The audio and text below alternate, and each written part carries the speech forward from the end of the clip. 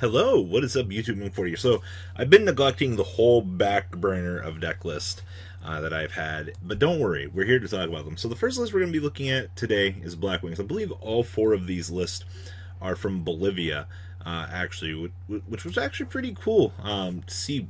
I mean, even Blackwings doing anything out here in today's current format.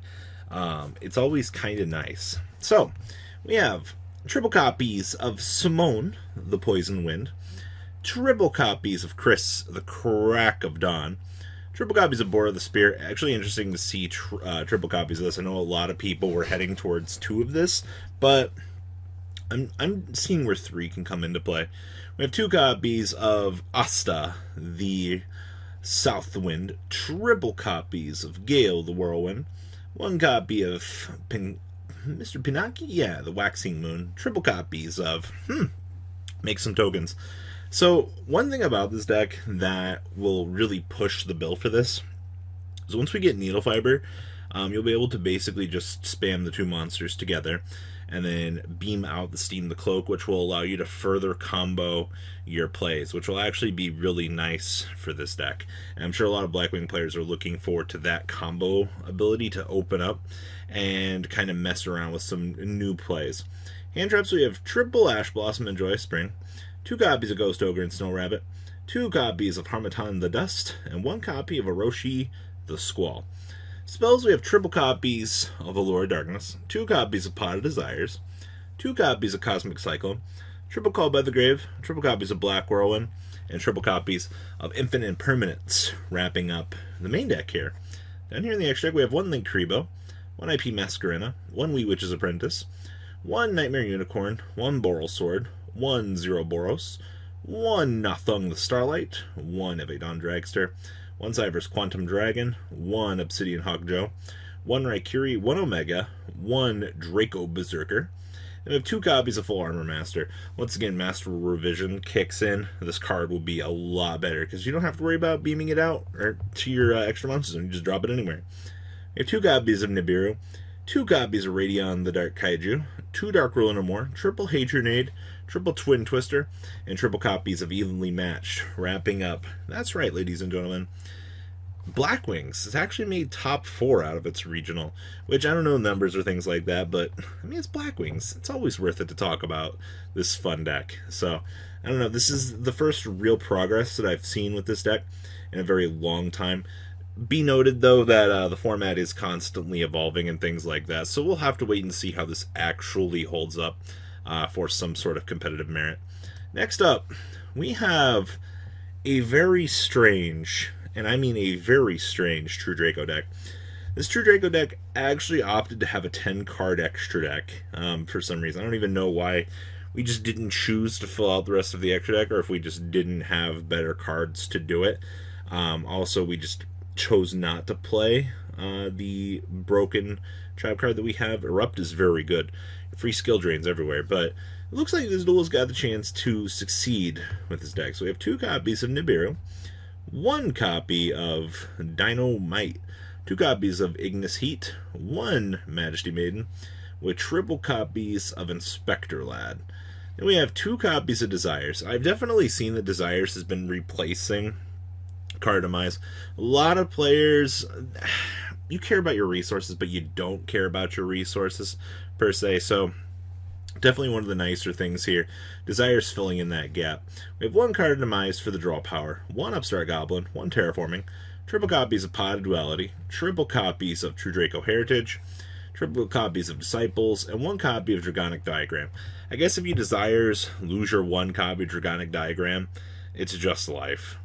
Traps, we have triple Compulsory Evacuation Device, triple copies of TC Boo, one True King's Return, triple Crackdown, triple True Draco Apocalypse, and triple copies of Solemn Judgment, wrapping up the main deck here. Extra deck, we have one Hida, one Win, one copy of the Draco, Mr. Phoenix, one Equimax, one Longrisu, one Ningrisu, one Durandal, one Volcasaurus, one Infinity, and one Stardust Dragon.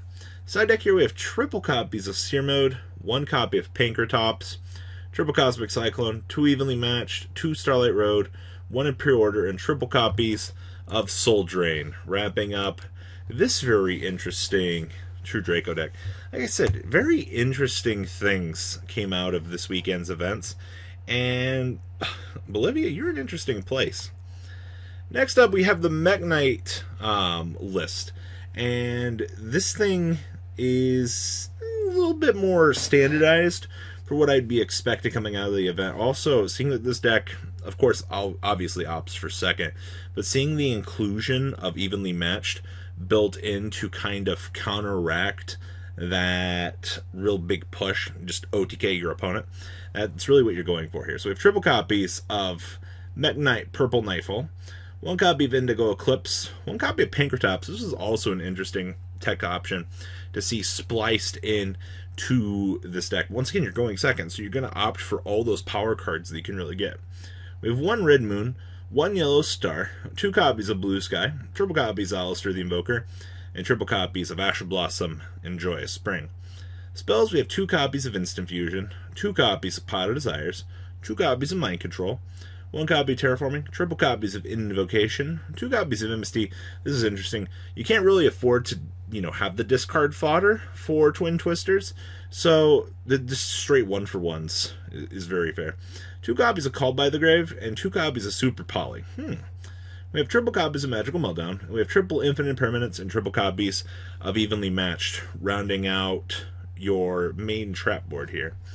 Down here in the extra deck, we have 1 Almirage, 1 Secure Gardena, 1 Alistair the Invoker of Madness, 1 Nightmare Phoenix, 1 Soldier Chaos, 1 Boral Sword, 1 Thousand Eyes Restrict, 1 Mud Dragon, 1 Region, 1 Cocytus. Actually interesting to see this seeing play in this deck. Also no Caliga in here. We have 1 Purgatrio, 1 Starving Venom, 2 Makaba, and 1 copy of Elysium.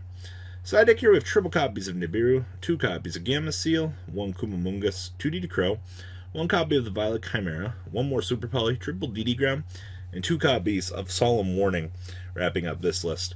Interesting to see DD Ground making its way back into the format as well here, as being one of the power cards that you hit and just blow matchups like salad and literally spiral out of the water.